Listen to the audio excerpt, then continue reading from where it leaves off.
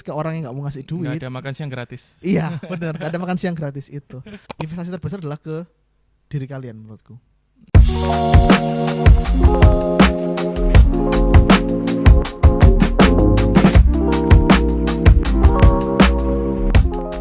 Balik lagi bareng kita di Grow Talk episode berapa?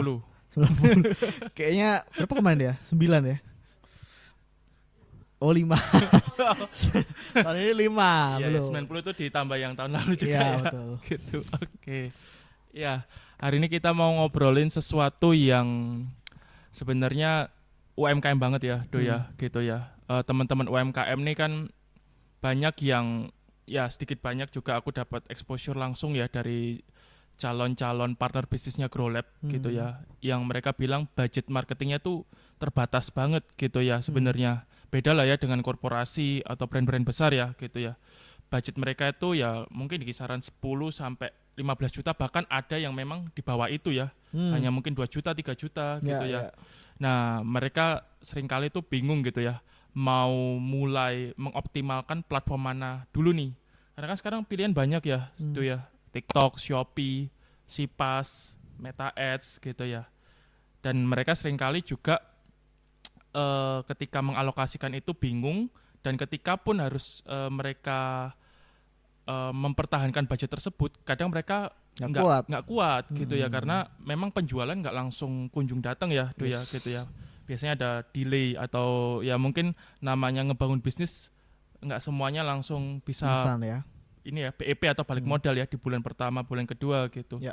Ketika mereka ngekat budgetnya, mereka juga bingung nih mana yang harus di downsize gitu. Kalau dari perspektifmu gimana, Do, terkait dengan dilema dan juga ini ya konflik budget ya antar platform ini ya, karena kan iklan sekarang nggak murah juga ya, Do ya gitu. Pemilihan channel dan gimana optimasi yang tepat ya. Khususnya buat yang budget mini-mini gitu ya. Iya. Kalau aku tuh punya pandangan sebenarnya adalah kalau teman-teman seller ya atau mungkin owner bisnis ya yang punya budget yang minim banget, nggak bisa disuntikin ke bisnis kalian doang, investasi terbesar adalah ke diri kalian menurutku. Okay. Jadi gimana caranya owner ini hidup untuk menjadi traffic makernya si bisnis itu?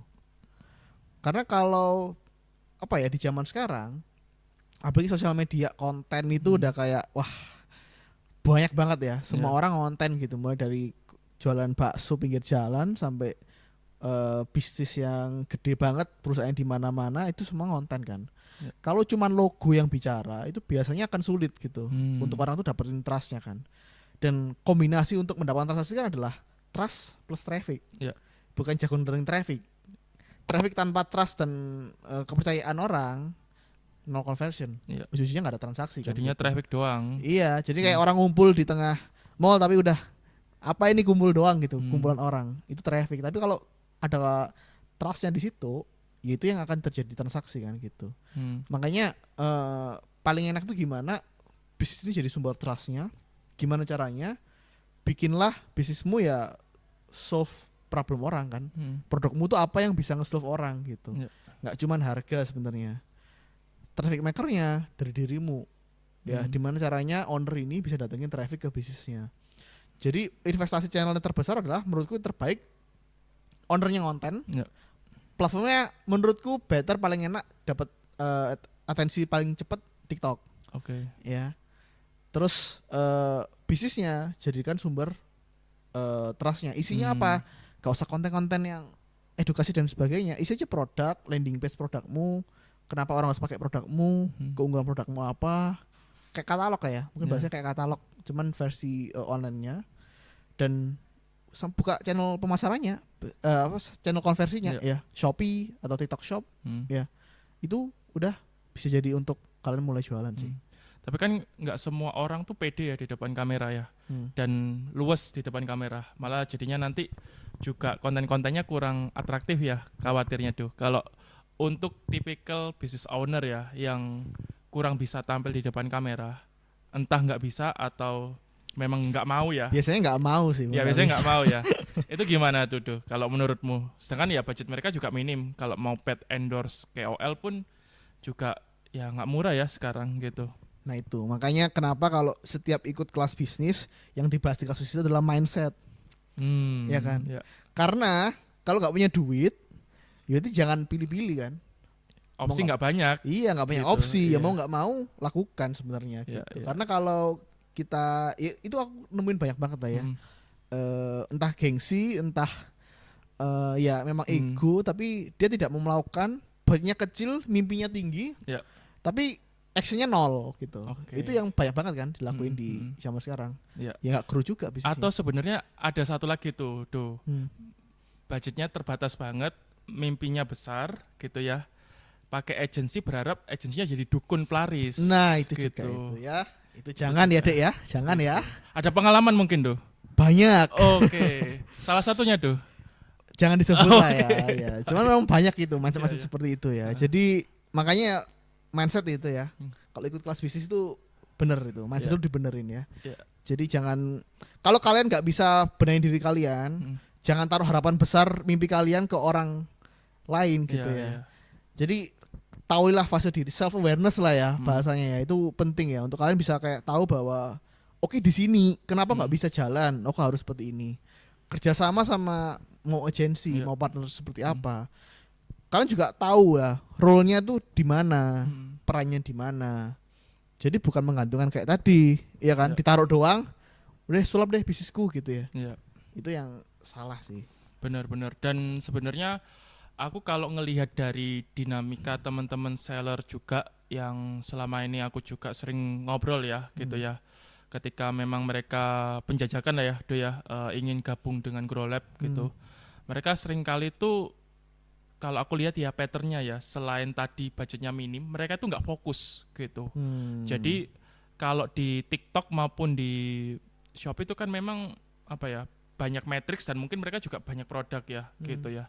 Ada satu hal yang aku lihat itu udah budgetnya itu mereka terbatas, mereka istilahnya bagi-bagi setiap platform, produknya juga nggak difokuskan, terus mereka juga bingung nih mau ngelihat analytics yang mana, kan sekarang di TikTok dan Shopee hampir semuanya bisa dilihat ya by data gitu. Sedangkan mereka sendiri itu ya itu udah budgetnya terpisah-pisah, produknya nggak ada yang difokuskan gitu ya. Selain itu juga mereka untuk masalah ini ya, masalah konversinya pun juga akhirnya rendah ya Do ya gitu. Kalau dari kamu sendiri ada tips nggak Do? Karena di Shopee dan TikTok juga sebenarnya matriksnya juga banyak banget ya Do ya. Ada mungkin beberapa matriks yang perlu dan difokuskan nggak di awal-awal fase online shop itu berkembang gitu.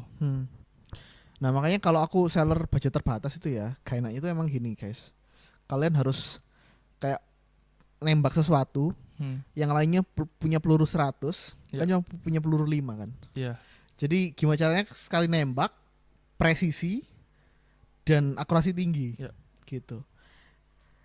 Tadi memang ya dasar kan tadi ya bisa datangin traffic, dapatin trust supaya convert ke konversi dari transaksi kan. Rumusnya cuma gitu kan. Kalau tadi memang tadi budget mini, terus untuk startnya gimana? Menurutku sih kuatin dulu di gimana caranya kalian itu pemilihan produk yang tepat ya, supaya dari konversinya ini terjaga dulu. Karena datangin traffic itu terkontrol menurutku. Conversion itu uncontrolnya banyak banget sebenarnya. Banyak variabel. Iya benar. Jadi kayak nggak, ya harga ngaruh gitu ya. Tapi apakah salah satu strategi promotion yang kita lakukan ngaruh nggak? Ngaruh juga. Momentum ngaruh juga. Industri, pemilihan industri masuknya ngaruh nggak? Ngaruh juga gitu. Jadi nggak bisa kayak dipatok bahwa oh pasti produk ini laris gitu. Kan harus riset gitu. Makanya nguatin conversion point-nya ini supaya tinggal kalau kita perlu biar rame gimana gedein channel trafficnya gitu. Jadi ya tadi kalau ditanya jawabannya apa, pertama menurutku sih ya gimana nguatin conversion point-nya di riset produk yang tepat. Ya supaya kalian ketika jualan setidaknya ketika nembak itu akurasinya lebih tinggi lah gitu. Kedua, riset pricing kompetitifnya di berapa ya. Karena jualan pun aku nggak minta yang terlalu murah atau murah-murahan, tapi kalian tahu range harga pasar yang tepat untuk kalian main di industri itu. Ya. Jangan jadi seller yang kayak ini ya, jual ketinggian tapi kualitas rendahan ya. Ini Waduh. juga prakteknya banyak banget lah ya Oh, seperti gitu ya, itu. dia. Jadi sesuaikan market kalian lah. Riset, habis itu tahu range kompetitif berdasarkan kualitas produk ya. Margin ditentukan dari ya HPP kalian berapa, untungnya berapa yang sesuai lah dengan kualitasnya gitu ya. Jangan over price dan under value itu. Menurutku 2 poin itu nanti akan mempengaruhi conversion poinnya kuat dulu. Iya. Setelah itu baru nanti mikirin trafficnya tuh ya. Mau konten dari owner, mau nge-ads boleh, ya kan. Mau KOL endorse boleh gitu ya, ngedein trafficnya di sana. Ya aku juga sepenuhnya agree ya ngelihat bahwa kalau di marketplace tuh kuncinya kan 2 ya, meskipun kita kalau lihat dashboard analitiknya ada ratusan atau ya puluhan matriks ya, puluhan matriks ya yang bisa dilihat. Kuncinya cuma 2 kan sebenarnya, traffic sama konversi gitu kan. Traffic plus offer aja. Iya, traffic dikali konversi ya jadi omset kalian. Jadi Opsinya itu ada 2 memang kalau omsetmu mau naik. 3 sih sebenarnya. Traffic naik, konversimu stabil, atau trafficmu stabil, konversimu naik, Betul. atau traffic dan konversi naik. Tapi kan yang ketiga agak susah ya biasanya Betul, ya betul, gitu ya. betul. Dan memang kalau kaitannya dengan traffic ya paling paling praktis sekarang iklan kan ya. Gitu ya. Semua platform kan ya kayak contoh lah Meta, Shopee, TikTok. Itu kan semua juga source revenue utama mereka dari iklan ya gitu ya. Jadi dengan kamu beriklan di platform mereka akan memberikan kamu traffic gitu kan. Kalau terkait konversi ya berarti kamu perbaikin masalah pricing kamu, bener, stok kamu gitu kan. Terus kaitannya juga rating dan review toko dan juga produk kamu. Betul. Tentu kalau ratingnya rendah ya siapa yang mau beli? Maksudnya kita Bener, tinggal kelas rendah memposisikan diri kita sebagai customer juga kan gitu kan. Mau trafficnya sebagaimana banyaknya gitu kan. Tapi kalau ternyata ratingnya rendah, reviewnya jelek, ya yang beli males siapa, kan, gitu ragu gitu kan. Hanya jadi traffic, nggak jadi penjualan gitu sih. Nah, nextnya aku mau ngobrolin terkait dengan jalur organik ya. Tadi kan kita udah banyak ngobrolin terkait dengan paid ya. Kalau untuk yang organik nih, menurutmu gimana sih ke depannya? Karena kalau aku sendiri kok ngelihatnya sekarang ya, bahkan ada ini ya, ketentuan Shopee yang terbaru ya. Kalau untuk alokasi biaya iklannya itu kurang dari 3% dari total penjualannya dalam 1 bulan, maka istilahnya layanannya lebih mahal. Iya, biaya layanannya lebih mahal ya gitu ya. Tapi kalau kamu lebih dari 3%, kamu dapat potongan biaya layanan ya, 0,5% ya kalau nggak salah. 0,5 sampai 1,5%. Sampai 1,5. Berarti kan secara nggak langsung platform-platform ini mendorong kita untuk beriklan ya, ya gitu. Dengan standar minimum tertentu kan. Bener. Menurutmu gimana terkait dengan organik ini? Apakah masih ada jalannya dan masih ada yang bisa diusahakan untuk itu gitu? Traffic organik ini bisa, cuman memang nyawanya akan semakin tergerus ya. Karena nggak semua. Cuman gini ya, kita tergantung lihat dulu. Kalau kamu skupnya cuman di skup toko doang, ya, memang mau nggak mau harus berbayar. Tapi kalau kamu bisa ngelihat bisnis itu secara lebih holistik, traffic organik itu masih bisa kamu usahakan lewat beberapa cara kan sebenarnya, gitu ya. Lewat dari konten eksternal misalnya yang kamu produksi gitu ya. Itu tuh bisa pengaruh ke traffic organiknya sebenarnya ke toko. Cuman memang kalau kita skupnya ke level sellernya, ke tokonya, ini mau nggak mau sebenarnya apa ya? Aku bilang organik di Shopee atau TikTok itu udah mati. Sulit banget lah, mungkin 5% mungkin kali ya. Karena platform nggak sebaik itu sebenarnya. Mereka nggak, kalau kalian nggak membayar mereka, ya ngapain ngasih ini ya, ngasih space ke orang yang nggak mau ngasih duit. Nggak ada makan siang gratis. Iya benar, nggak ada makan siang gratis itu. Nggak ada makan siang gratis itu benar ya. Jadi mau nggak mau kalian harus, ya kita hidup di dunia kapitalis ya. Jadi mau nggak mau keluarin duit lah kalau kamu survive gitu. Jangan pelit. Kalau kalian juga mau lebih survive ya. Yang penting itu pinter-pinter hitungan lah. Nah menurutku itu kuncinya sih Banyak seller tuh akhirnya sampai trauma ya untuk beriklan karena mereka ngerasa udah ngeluarin uang sekian nggak ada penjualan. Kalaupun ada penjualan boncos gitu. Ya, benar. Jadi sebenarnya menurutku seller yang bisa kaya di Shopee atau TikTok adalah seller yang bisa berhitung tuh. Iya, Gitu. benar. Karena tanpa hitungan mereka akan sering boncos, Hmm, cash flow-nya tergerus. benar. Modal untuk restocknya nggak ada, makin berkurang. Benar. Gitu. Jadi seller yang bisa kaya salah satu syaratnya adalah bisa hitung dan bisa matematika dulu gitu ya kan. Betul. Ya. Harus ngerti lah ya, 1 tambah 1 berapa ya. At least bisa ngitung net marginnya dia berapa Yes, ya yes. kan. ROAS minimalnya berapa Hmm. biar nggak boncos gitu kan. Beban Kar- operasional bisnisnya. Bener, karena seringkali mereka tuh pakai feeling. Hmm, Mas, aku udah ngiklan 2 juta gitu. Orderanku sepi nih mas gitu. Nah, definisi sepinya nih gimana nih Yes. gitu. Dan sebenarnya kan menurutku nggak objektif ya melihat itu dari jumlah paket ya. Ya. Value-nya berapa nih? Bisa Betul. aja paket kamu cuma 20 misalkan. Tapi AOV-nya misalkan 1 juta, hmm. 20 juta 20 juta. gitu kan. Mau ya bisa juga sebaliknya, mau paket kamu misalkan 100 nih. AOV-nya misalkan 10.000 Hmm. gitu. Ya nggak lebih besar dari yang paketnya sedikit kan Betul, gitu. betul. Jadi menurutku lebih apa ya, lebih wise dalam memilih matrix dan melihat kondisi bisnisnya ya mungkin ya. Hmm. Itu ya. Makanya kan poinnya bisa ngitung tadi, tak Ya. tambahin lagi satu, bisa baca data, Ya. ya kan, pahami data. Kedua, baru nanti mikirin framework marketingnya gimana, Nah, iya. gitu. Jadi stepnya itu ngitung, udah benar, ngerti analisisnya, baru tuh mikir, aku Ya. polanya kemana ya. Gitu. Tapi seringkali seller tuh kebalik-balik tuh gitu. Mereka kayak mengesampingkan yang masalah hitungan itu gitu. Yes. Seringkali kayak oh yang penting aku ada stoknya dulu Hmm, gitu ya. Yang penting ada penjualan, hmm, ada uang keluar masuk hmm. gitu kan. Masalah ngitung nanti aja kalau udah mulai nggak ada uang untuk restock Iya. baru dia belajar ngitung gitu. Itu Benar. yang kebalik kan sebenarnya. Benar. Dan gitu. kadang gini kan, mikirnya itu marketingnya dulu kan biasanya. Ya, ya. Oke, punya bisnis, ini barang marketing deh gitu. Iya. Marketing dulu, padahal marketing ini kan di belakangnya itu kan banyak dulu ya. Banyak Kos-kos yang tidak terlihat tuh. ya hidden cost juga ada sih. Iya, hidden cost kan. biasanya. Jadi kalau kalian langsung marketing, ya kalau ngitung sendiri, kalau iklan sendiri biasanya ya tadi mungkin boncos. Hmm. Tapi kadang dia tadi ngelimpahin ke pihak eksternal, Iya. agensi atau apa, berharap dia rame Hmm. dengan tadi cost yang tidak dihitung. Iya, iya. HPP-nya berapa, operasional dia berapa, Hmm. nggak tahu ya. Margin yang dia mau berapa Bener. gitu. Kadang mereka nggak ngehitung secara detail tuh, yang penting kayak yang penting aku untung 500 per paket Ya, gitu. terus kan kalau pakai itu 1.000 mas, kan segini ya. Iya, Kan iya, saya iya. untung 5 juta, 50 Iya. juta gitu. Tapi udah dimasukin belum tuh biaya Nah, listrik, air, bener. wifi ya kan. Bener. Bubble wrap ya sekarang kan makin mahal ya. Beberapa juga lagi Iya kan, mahal. lagi mahal gitu.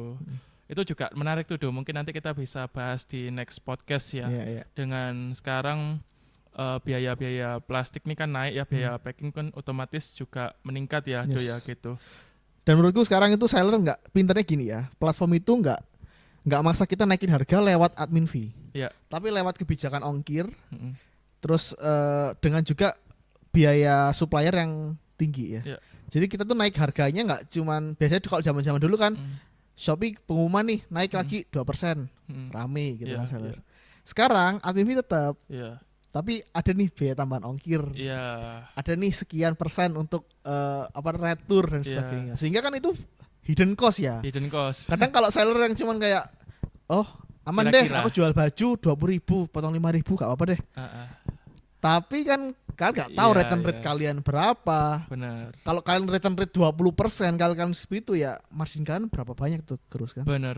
Dan itu juga yang aku sangat ingin ya, pengen highlight juga ya ke teman-teman seller ya, baik itu yang udah atau yang belum join sama Grow Lab gitu ya, bahwa mungkin kalian meremehkan itu di awal, Yes. tapi nominalnya nggak kecil loh kalau misalkan kalian benar-benar detailkan Yes. secara nominal gitu. Itu yang perlu benar-benar diperhatikan gitu.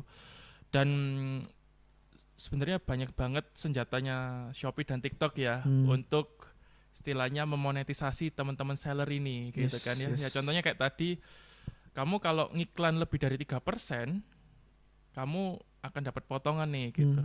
Tapi kan in realita mereka pasti punya data internal nih tuh. Yeah. Mereka udah tahu banyak sellerku nih yang cuma numpang doang ini hidupnya gitu.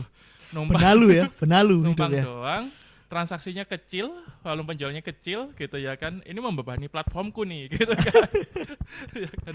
Jadi mereka ada aja ya kebijakan-kebijakannya gitu kan. Dan dibalutnya tuh dengan skema-skema yang bervariatif gitu ya. Ya. Sehingga loh kok tahu-tahu aku jualan 100 juta kok dapatnya cuma 70 juta ya gitu. Ya kan 30 jutanya udah Gak tahu kemana. Ketuan rumah ya. Iya. Gitu ya. Makanya pentingnya juga ya teman-teman owner ini juga tahu yang namanya menjaga customer itu retensi ke bisnis kita. Bener. Kadang customer itu bisnis owner itu cuman kayak ngertinya akuisisi kan. Marketing itu kan part of akuisisi. Yeah. Tapi gimana caranya kita menjaga loyalty itu kadang nggak dipikirin kan di dalam itu. Kualitas produknya juga kadang sembarangan sehingga yang penting gede di awal terus ya udah di akhirnya nggak dipikirin. Itu yang mempengaruhi juga akhirnya bisnis itu survive jangka panjang apa enggak kan. Dan menurutku hampir di semua bisnis ya maintain cost tuh lebih rendah daripada acquisition cost. Benar, gitu. benar. Itu jadi setuju. Mau di semua bisnis ya, termasuk di bisnisnya kita deh. Betul. Kita ini kan bisnis jasa ya. Iya. Untuk maintain cost tuh pasti lebih rendah daripada akuisisi gitu. Betul. Ini cost nih dalam artian bukan hanya secara nominal ya, tapi waktu pengenalan, benar. Waktu untuk adaptasi satu sama lain gitu ya. Waktu untuk memberikan istilahnya menyatukan pikiran ya dan membangun kesepahaman yang sama. Itu tuh juga cost kan sebenarnya cost. Gitu. Jadi apalagi di online shop ya, dimana kita kalau mau dapat transaksi lebih besar ya rata-rata harus iklan kan sekarang gitu ya. Nggak bisa kalau nggak iklan gitu. Benar. Nah, dengan juga memperbaiki operasional online shop mereka, memberikan servis tambahan gitu kan. Terus pengiriman dijaga, kualitas packing juga diperbaikin atau terus ditingkatkan.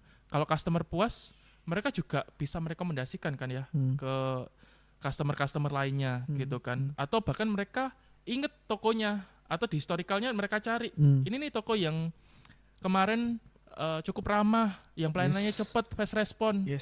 Akhirnya mereka check out sendiri tanpa harus ngeklik iklan kita. Bener. Kalau ngeklik iklan kita, cost tambahan lagi gitu kan. Makanya dari lagi CRM, ya kan, membuat database pelanggan. Habis itu ya memastikan bahwa pelayan kita itu tepat. Itu tuh tadi mempengaruhi cost yang kadang nggak nggak banyak dilakukan sama business owner kan gitu. Jadi business owner itu cuman pikirinnya iklan, habis itu ngeluarin biaya, udah tuh akuisisi di situ. Cuman nggak mikirin kayak tadi ya, gimana caranya orang yang udah beli lagi, gimana caranya kemarin beli 1 sekarang beli 2 lagi di tempatku, itu nggak dipikirin sebanyak itu gitu sama si owner. Bener. Dan ya hal kayak gitu yang memang harus mulai disegerakan ya oleh teman-teman seller ya. Kalau memang mereka fokus sebagai seller di Shopee atau TikTok ya gitu ya. Bisnis tanpa fundamental ya nggak ada keberlanjutan ya menurutku gitu. Itu yang harus terus dijaga dan dipastikan gitu. Mungkin kalau dari kamu ada ini nggak sebuah recap atau tips terakhir nih sebelum kita mungkin akhirin podcastnya gitu ya. Kira-kira apa yang benar-benar harus dimatangkan dan juga oleh teman-teman seller ini tuh disegerakan lah dalam bisnisnya gitu. Ya menurutku sebenarnya tadi ya kalau kita rekap kan awalnya poin penting gitu ya. Basic rumus yang selalu aku share kan biasanya. Traffic plus offer sama dengan transaction kan. Bikin offer itu adalah hubungannya sama conversion kan. Naikinnya tadi gimana caranya ya. Carilah produk yang masuklah di kategori produk yang tepat. Pertama gitu ya. Tahu riset, tahu baca pasar. Traffic kan bisa gemuk tadi ya. Kalau kalian cuma ngandalin di platform doang ya mau nggak mau pakai paid. Tapi kalau kalian tadi mau di luar tadi dengan budget mini, ya lakukanlah organic konten. Dan tadi aku bilang sih startnya pasti dari owner ya menurutku. Traffic maker paling enak dari owner sebenarnya gitu. Habis itu setelah itu kalian bisa mulai ads dengan organik ya, jalan konversinya ada, pasti transaksi terjadi kan. Jangan lupa tadi bangun loyalty. Ya, aktivasi CRM itu sederhana loh. Kayak sesimpel di tokoku itu kadang sering 1 bulan 1-2 kali kita broadcast dapat tamat omset 5-10 juta gitu. Sederhana, cuma sekedar ngirimin chat ke orang lama, follow up mereka gimana dan ya hasilnya oke sebenarnya gitu. Ya, jadi si kitanya juga nggak berat di apa namanya cost yang terus diakuisisi apa dikeluarkan lewat iklan, tapi juga cukup sedikit effort atau sedikit cost udah bisa upsell, cross sell atau mungkin bikin orang tuh retensi lagi balik ke kita kan. Gitu ya. Jadi ya menurutku sih gimana kita itu nanti lebih ke arah owner ini pikirannya bisa bangun bisnis itu nggak cuma sekedar transaksi ya, karena kebijakan platform juga semakin kesini tadi yang katamu akan mangkas orang-orang kecil yang kontribusinya nol tapi berisik gitu ya, atau cuma numpang-numpang ya benalu nge-spam CS Shopee kayaknya. Nah gitu ya, CS Shopee ditanyain kok tokoku sepi kadang gitu ya. Saking frustasinya mereka kadang gitu. Nah itu orang-orang gitu tuh pasti bakal rontok. Dan yang kebangun siapa ya? Tadi orang-orang yang punya mindset memang business owner ya gitu ya. Bisa membuat framework gedenya di bisnisnya, ngerti step by stepnya, ngerti ngitung tadi, ngerti baca data, ngerti bikin framework marketing, supaya dia akhirnya survive. Iya benar sih, banyak hal yang hal-hal kecil tuh mereka kesampingkan, padahal ya seringkali hal kecil itu yang akan bisa ngedrive mereka ke hal besar kan. Kurang lebih gitu. Oke, thank you teman-teman. Thank you buat waktunya juga. Sampai jumpa di di Growth Talk selanjutnya. Growth Talk selanjutnya.